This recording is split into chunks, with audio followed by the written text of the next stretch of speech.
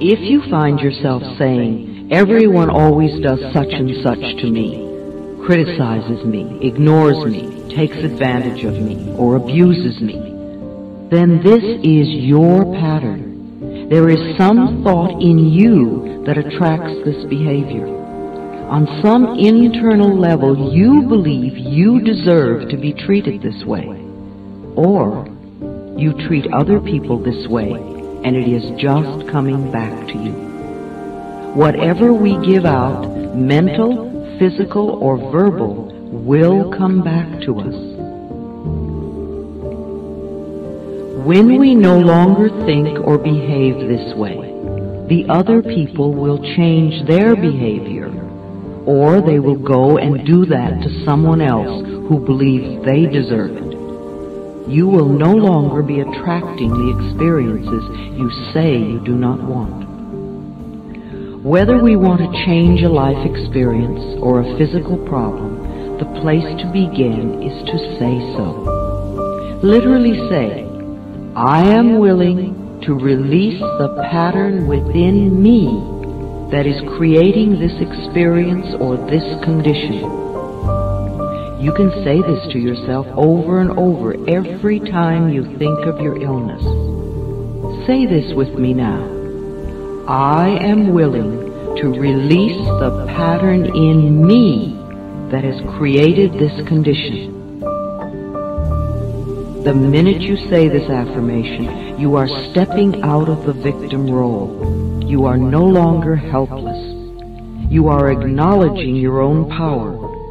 You are saying, I may not understand it, but somehow I am beginning to understand that I contributed to creating this problem, and now I take my own power back, and I am releasing it and letting it go.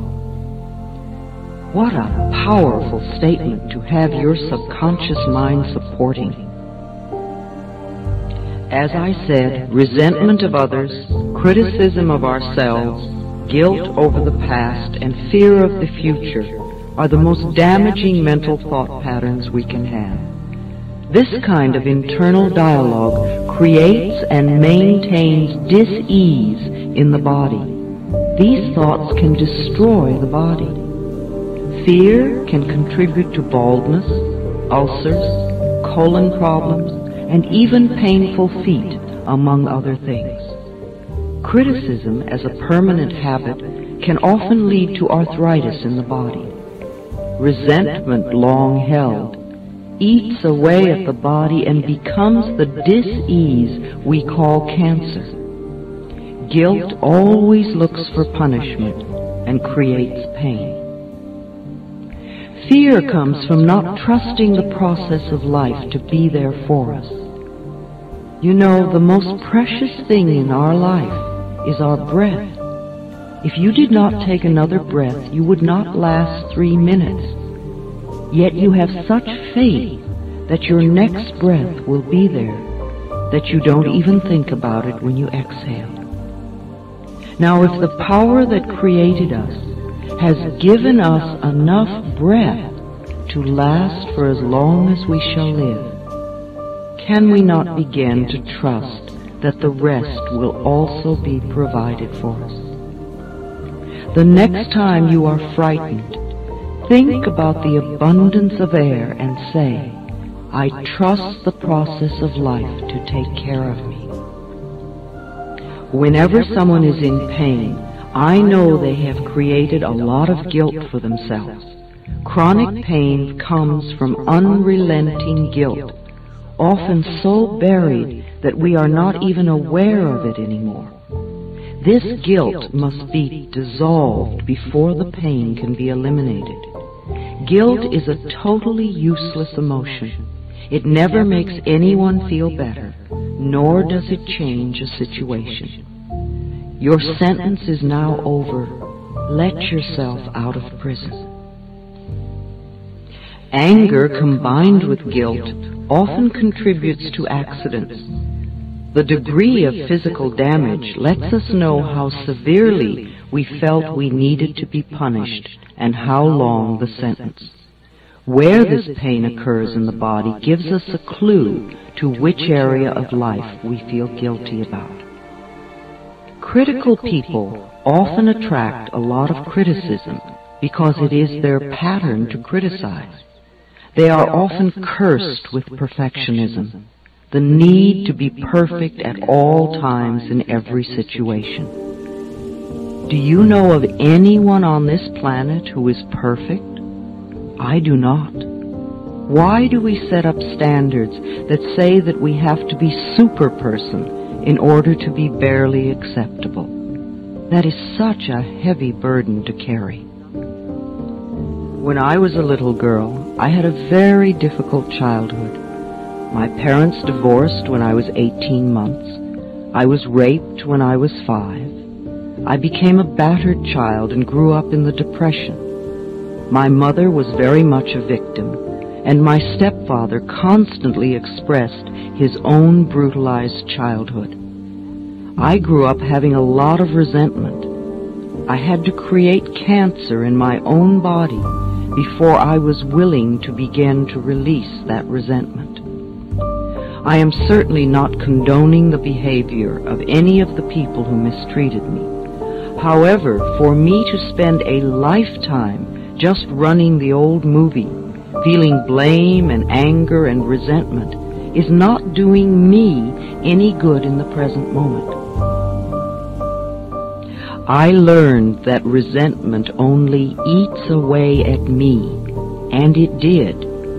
In my case, holding on to old blame and feeling resentful for all that they did to me helped to create my disease. Releasing and letting go helped me to heal myself. The past is over and done. We cannot change that now.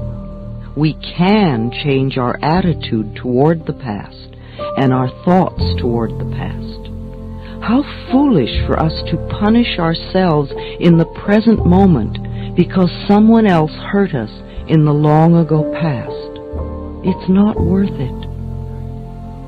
I often say to people who have deep resentment patterns, please begin to dissolve the resentment now when it is relatively easy. Don't wait until you're under the threat of a surgeon's knife and you have to cope with panic too. It is vital that we release foolish, outmoded, or negative ideas and beliefs that do not support us and nourish us. Our concepts of ourselves and of life and of God must support us, not negate us. No matter what our disease, if we choose to believe that we are helpless victims and that it is all hopeless, then the universe will support us in that belief and we will just go down the drain. When people come to me with a problem, I don't care what it is, poor health, lack of money, unfulfilling relationships, or stifled creativity. There is only one thing I ever work on, and that is loving the self. I find that when we really love and accept and approve of ourselves exactly as we are, then everything in life flows.